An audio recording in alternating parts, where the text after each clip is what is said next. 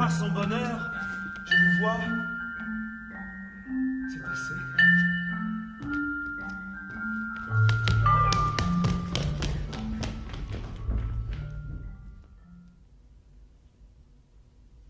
Tu as raison de te faire religieuse. Mais vous me disiez non tout à l'heure? Et je dis non, cela est possible. Ah, si vous me le conseillez? Ah, si tu ne crois à rien. Lève la tête, Perdican. Quel est l'homme qui ne croit à rien? En voilà un. Je ne crois pas à la vie immortelle. Ma sœur chérie, les religieuses t'ont donné leur expérience, mais crois-moi, ce n'est pas la tienne. Tu ne mourras pas sans aimer. Mais je veux aimer, mais je ne veux pas souffrir. Je veux aimer d'un amour éternel et faire des serments qui ne se violent pas. Voilà mon amant. Cet amant-là n'exclut pas les autres. Pour moi, du moins, il les exclura. Mais ne souriez pas, Perdican. Voilà 10 ans que je ne vous ai pas vu et je pars demain. Dans 10 autres années, si nous nous revoyons, nous en reparlerons.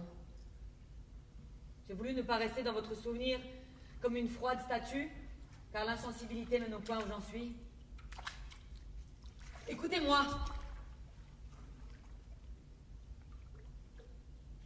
Retournez à la vie. Et tant que vous serez heureux, tant que vous aimerez comme on peut aimer sur la terre, oubliez votre sœur Camille. Mais s'il vous arrive jamais d'oublier, ou d'être oublié vous-même, si l'ange de l'espérance vous abandonne quand vous serez seul avec le vide dans le cœur, pensez à moi qui prierai pour vous. Tu es une orgueilleuse. Prends garde à toi! Mais pourquoi?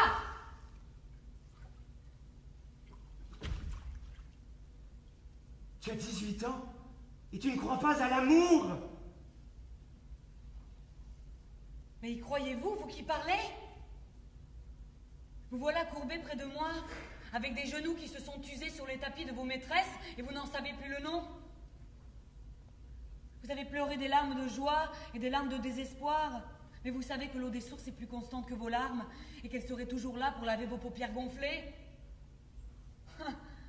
Vous faites votre métier de jeune homme, et vous souriez quand on vous parle de femmes désolées. Vous ne croyez pas qu'on puisse mourir d'amour, vous qui vivez et qui avez aimé? Mais qu'est-ce donc que le monde? Il me semble que vous devez cordialement mépriser les femmes qui vous prennent telles que vous êtes, et qui chassent leur dernier amant pour vous attirer dans leurs bras avec les baisers d'un autre sur les lèvres. Je vous demandais tout à l'heure si vous aviez aimé. Vous m'avez répondu comme un voyageur à qui l'on demanderait s'il a été en Italie ou en Allemagne, et puis qui dirait « oui, j'y ai été », et puis qui penserait aller en Suisse ou dans le premier pays venu. Est-ce donc une monnaie que votre amour, pour qu'il puisse passer ainsi de main en main jusqu'à la mort? Non, ce n'est pas même une monnaie, car la plus mince pièce d'or vaut mieux que vous, et dans quelques mains qu'elle passe, elle garde son effigie. Tu es belle, Camille, lorsque tes yeux s'animent. Oui, je suis belle, je le sais, les complimenteurs ne m'apprendront rien. La froide nonne qui coupera mes cheveux pâlira peut-être de sa mutilation, mais ils ne se changeront pas en bagues ou en chaînes pour courir les boudoirs. Il n'en manquera pas un seul sur ma tête quand le fer y passera. Je ne veux qu'un seul coup de ciseau. Et quand le prêtre qui me bénira me mettra au doigt l'anneau d'or de mon épouse céleste, la mèche de cheveux que je lui donnerai pourra lui servir de manteau. Tu es en colère. En vérité. J'ai eu tort de parler. J'ai ma vie entière sur les lèvres. Mais Perdican, ne raillez pas. Tout cela est triste à mourir. Pauvre enfant, je te laisse dire, et j'ai bien envie de te répondre un mot. Tu me parles d'une religieuse qui me paraît avoir eu sur toi une influence funeste. Tu me dis qu'elle a été trompée, qu'elle a trompé elle-même, et qu'elle est désespérée. Es-tu sûr que si son mari ou son amant revenait lui tendre la main à travers la grille du parloir, elle ne lui tendrait pas la sienne? Qu'est-ce que vous dites? J'ai mal entendu. Es-tu sûr que si son mari ou son amant revenait lui dire de souffrir encore, elle lui répondrait non? Je le crois.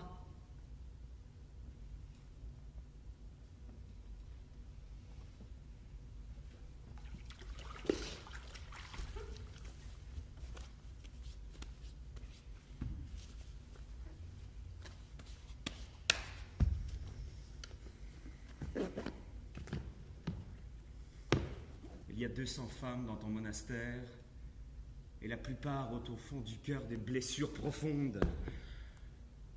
Et te les ont fait toucher, elles ont coloré ta pensée virginale des gouttes de leur sang.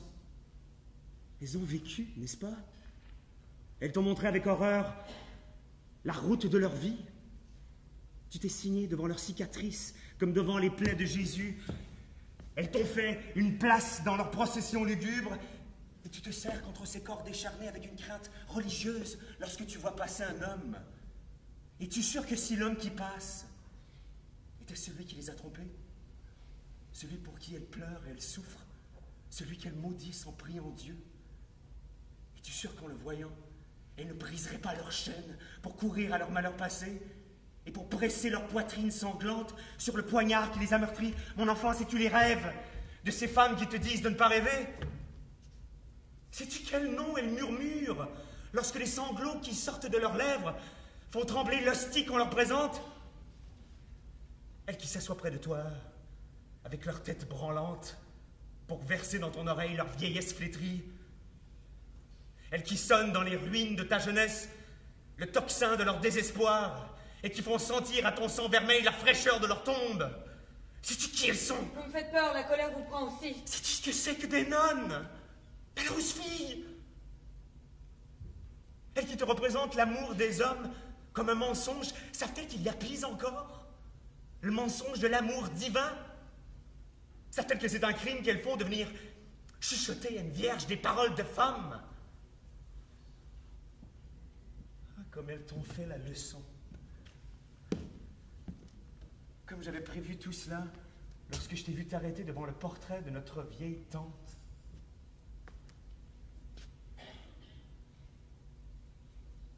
Tu voulais partir sans me serrer la main. Tu ne voulais revoir ni ce bois, ni cette pauvre petite fontaine qui nous regarde tout en larmes. Tu reniais les jours de ton enfance, et le masque que les nonnes t'ont plaqué sur les joues me refusa un baiser de frère. Et ton cœur abattu. Il a oublié sa leçon, lui qui ne sait pas lire. Et tu es revenu t'asseoir sur l'herbe où nous voilà. Eh bien, Camille, ces femmes ont bien parlé. Elles t'ont mise dans le droit chemin. Il pourra m'en coûter le bonheur de ma vie, mais dis-leur cela de ma part. Le ciel n'est pas pour elles. Ni pour moi, n'est-ce pas? Adieu, Camille. Retourne à ton couvent. Et lorsqu'on te fera de ces récits hideux qui t'ont empoisonné, réponds ce que je vais te dire. Tous les hommes sont menteurs, inconstants, faux, bavards, hypocrites, orgueilleux ou lâches, méprisables et sensuels. Toutes les femmes sont perfides, artificieuses, vaniteuses, curieuses et dépravées. Le monde n'est qu'un égout sans fond où les phoques les plus informes rampent et se tordent sur des montagnes de fange. Mais il y a au monde une chose sainte et sublime. C'est l'union de deux de ces êtres si imparfaits et si affreux. On est souvent trompé en amour, souvent blessé, souvent malheureux, mais on aime. Et quand on est sur le bord de sa tombe, on se retourne pour regarder en arrière et on se dit, j'ai souffert souvent, je me suis trompé quelquefois, mais j'ai aimé. C'est moi qui ai vécu, et non pas un être factice créé par mon orgueil et mon ennui.